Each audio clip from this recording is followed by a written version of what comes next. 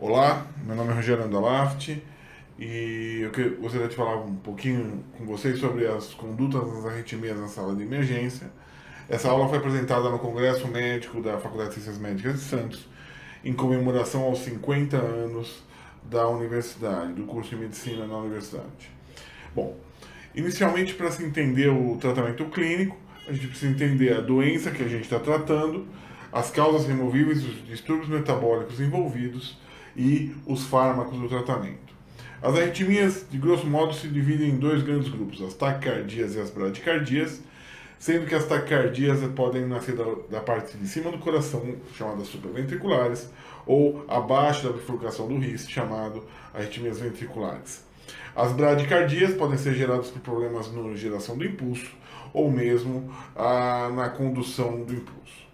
Do ponto de vista prático, as taquicardias elas têm que ser classificadas do ponto de vista clínico em estáveis ou instáveis. E aqui o um modelo de uma taquicardia por reentrada, chamada taquicardia paroxística supraventricular, que encontramos, por exemplo, na síndrome de Wolff-Parkinson-White. Então, é um circuito de reentrada, onde o NOAV participa do circuito e se estabelece uma taquicardia de início súbito e que pode ser interrompida com manobra vagal ou adenosina. Essas taquicardias, quando evoluem com instabilidade, a gente tem aqui um monitor cardíaco, mostrando uma taquicardia com uma frequência de 250, a pressão arterial 107 por 71, a saturação estável, mostra que esse paciente pode ser revertido com manobra vagal ou mesmo com adenosina. Quando essa taquicardia evolui com instabilidade, então a pressão arterial cai, a perfusão cai, a oxigenação pode cair. Então, nesse momento, somente a terapia elétrica deveria ser realizada, a cardioversão elétrica sincronizada. Então, se tiver estável, manobra vagal adenosina, se tiver instável, cardioversão elétrica sincronizada, e é importante a gente lembrar dos passos de realização de cada procedimento. Para a realização da adenosina, uma tripla via, né? Num lado a adenosina, no outro o soro fisiológico, a gente injeta a adenosina, injeta o soro, levanta o braço, e aí nesse monitor a gente pode ver, durante a realização da adenosina, a dose de 0,1 a 0,2 mg por quilo na criança, ou de 6 a 12 mg no adulto, e aí a gente pode ter uma pausa de até 20 segundos. Lembrando que se for administrado por uma via central, devemos reduzir a dose dessa adenosina. No caso da cardioversão elétrica sincronizada, é importantíssimo apertar a sincronização, que vai gerar uma setinha em cada QRS. Podemos usar uma dose de 0,1 joule por quilo numa criança, em torno de 100 a 150 joules num adulto. Outras utilidades da adenosina na sala de emergência estão relacionadas, por exemplo, ao diagnóstico. Então eu tenho, por exemplo, uma taquicardia com uma frequência super rápida, em torno de 300, faço a adenosina, bloqueio o NOAV e consigo ver o que ocorre no território supraventricular. Como, por exemplo, acontece nessa taquicardia atrial ou nesse flutter atrial, onde eu consigo ver as ondas F com muita nitidez após a administração da adenosina. Nesse outro exemplo, tem um flutter com uma frequência de 1 para 1, quer dizer, um flutter com uma frequência de 300, faço a adenosina, aumento o grau de bloqueio, caio a frequência para 75 e faço o diagnóstico do meu flutter. Na fibrilação atrial, a mesma coisa, o RR bastante irregular, não vejo a presença de ondas P's. O meu principal cuidado é quanto ao risco de tromboembolismo cerebral, então, se não tiver instabilidade hemodinâmica, na dúvida, se eu tenho dúvida do tempo que começou, dos fatores de risco, é melhor apenas controlar a frequência.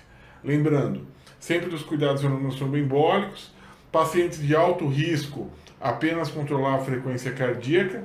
Se a evolução é curta e não há cardiopatia estrutural, ou você avaliou com hérnia esofágica, o paciente pode ser cardiovertido. E na dúvida, trate o quadro como crônico e não cardioverto. Existe uma série de medicamentos, a gente não vai conseguir entrar aqui em detalhe de cada tipo de medicamento, mas podemos controlar a resposta ou controlar o ritmo dessas arritmias. Bom, uma outra forma de arritmia que a gente tem é a taquicardia ventricular. No tratamento agudo, a gente tem que saber se essa taquicardia tem pulso ou não tem. Se ela não tiver pulso, ela vai entrar no algoritmo de ressuscitação da American Heart Association, com desfibrilações a cada 2 minutos. Carga máxima nos adultos em torno de 2 a 10 joules por quilo nas crianças com choques progressivos. Uma forma especial de arritmia que a gente tem de origem ventricular é aquela associada ao QT longo, chamado torsades de Points.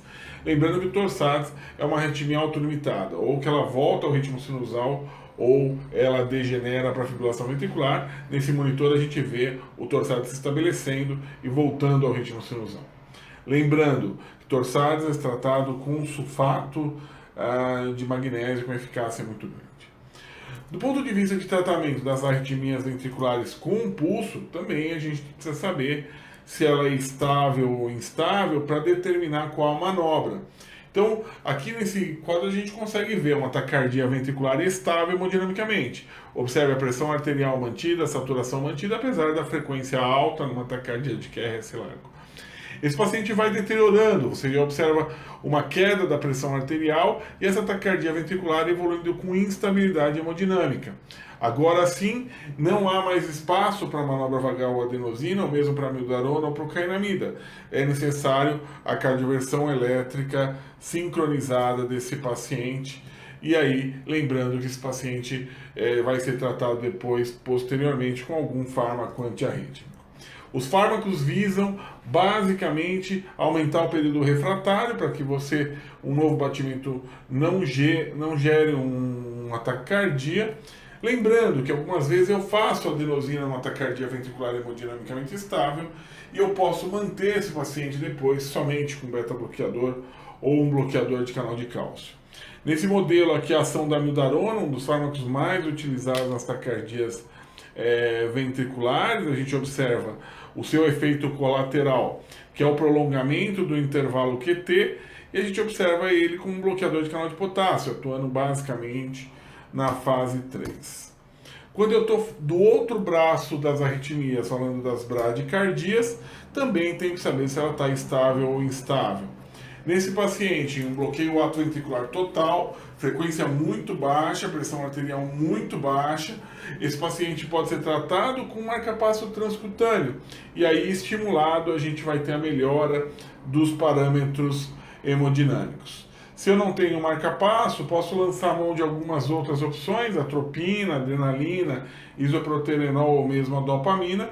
Lembrando que as crianças dependem muito de frequência, então quando tiverem com frequência abaixo de 60, devem ser massageadas para que se mantenha o débito e a perfusão coronária.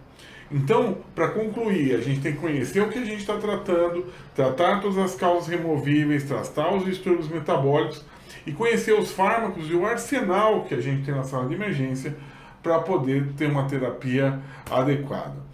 Disponibilizo mais uma vez essa aula nos nossos canais, na Facebook /Eletrofisioped, no canal Arritmia Online do YouTube, e espero que vocês tenham aproveitado a aula e tenham dúvidas, por favor, enviem para os nossos canais.